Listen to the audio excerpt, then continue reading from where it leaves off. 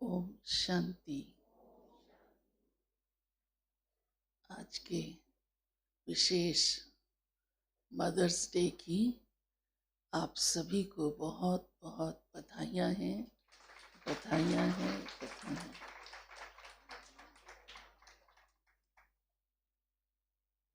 बाबा उन्हें प्यार से शिव शक्तियाँ कहता है। साधारण रूप से भी माताओं का गायन है, परंतु विशेष रूप से तो महागायन है। भगवान की दिल तख्त नशीन आत्माएं हैं।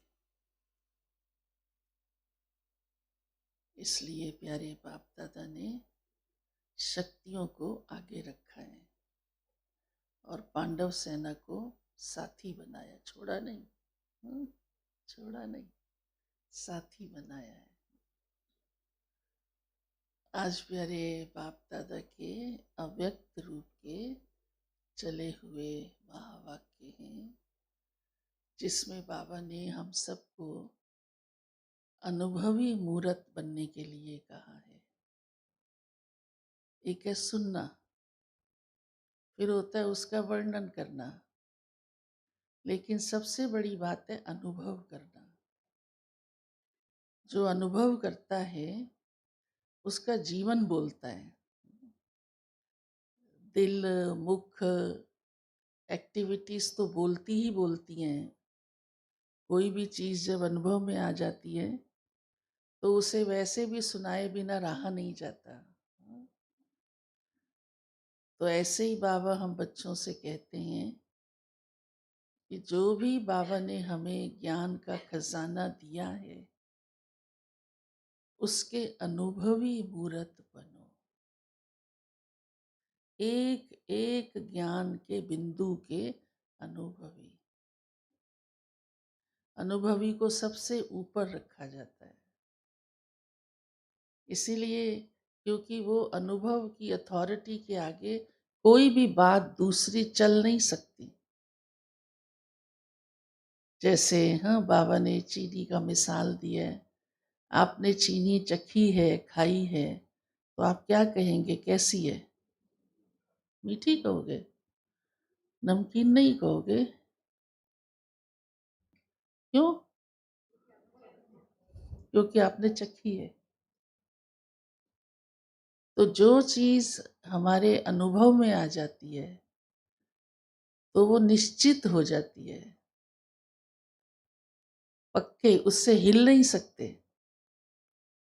और इवन इतना ही नहीं, दूसरे को भी उसी ताकत से, अथॉरिटी से कहते हैं, भाई देखो आप कुछ भी कहो, मुझे मालूम है वो मीठी होती है ना। आप कुछ भी कहते रहो। होता है ना ऐसे, अपने उस पर दृढ़ रहते हैं। इसीलिए बाबा कहते हैं ज्ञान की भी एक एक बात में आप अनुभवी बनो, तो कोई भी आपको हिला नहीं सकता। माया भी हिला नहीं सकती। माया भी कितना भी कहे ना, देखो नींद में सुख जो है ना, वो तुम्हारा आश्रम जाने में सुख नहीं है। मनवा सो जा। मान जाओगे? मान जाओगे? भले पता भी है सुख है तो सही, सोता हूं मैं, फिर भी आप मानोगे नहीं। हाँ, मानोगे नहीं। सो भी जाओगे तो दिल खाएगा, आत्मा मानेगी नहीं। हाँ, क्योंकि अनुभव है कि ईश्वरीय ज्ञान में, योग में जो सुख है वो नींद में नहीं है। नींद तो टेम्परेरी हमारा गंवाती है।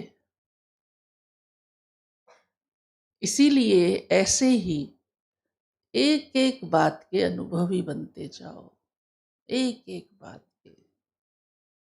जैसे शांति के अनुभवी हो ना, योग से शांति मिलती है, ऐसे शक्ति भी मिलती है। तो मैं कमजोर क्यों? जरूर मैंने शक्ति कम ली होगी। अनुभवी बनो हर बात के। मुरली सुनते हो ना, कितनी पॉइंट्स मिलती हैं। एक पॉइंट को भी उठा के देखो, मैं इसकी अनुभवी आत्मा हूँ, या सिर्फ सुन ली मैंने, पढ़ ली मैंने, सुना भी दी दूसरों को। और सुनाने का प्रभाव भी अनुभव के आधार से पड़ता है, क्योंकि जो अनुभवी होता है वो सुनाने वाला अलग दिखाई देता है ना। हाँ? उसकी रौनक अलग दिखाई देती है, बोल की फीलिंग्स ही अलग दिखाई देती हैं।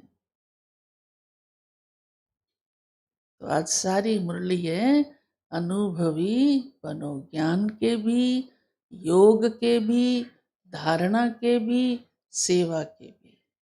चार विषय है ना हमारे, हाँ? चारों के। और उसमें भी अनुभवी हर रीति से, मनसा से भी, वाचा से भी, कर्मणा से भी, तन की सेवा से भी, मन की सेवा से भी, धन की सेवा से भी, संबंध संपर्क संकल्प की सेवा से भी। अनुभवी बनो, अनुभवी। तो अनुभवी को कोई खिसका नहीं सकता, हाँ? मिटा नहीं सकता। अनुभवी वहां तक पहुंच जाता है जहां न पहुंचे रवि वहां पहुंचे कवि, और जहां न पहुंचे कवि वहां पहुंचे अनुभवी। अनुभवी की जो परतें होती है ना, बड़ी गहरी होती हैं। खोलते जाओ, खोलते जाओ, खोलते जाओ, हाँ, उसके पन्ने उलटते जाओ। समझा? ऐसे अनुभवी। तो ये लक्ष्य रखकर अनुभवी हो। आप तो सब अनुभवी हो ना, इतने समय से ज्ञान योग धारण कर रहे हो। लेकिन बाबा चाहता है सिर्फ थोड़े अनुभवी नहीं, कुछ बातों के नहीं, सभी बातों के, सभी। अभी किसी की उंगली जल जाए अचानक किसी कारण से, तो वो किसी को भी जलता हुआ देख सकेगा? खींच के अलग कर देगा, है ना।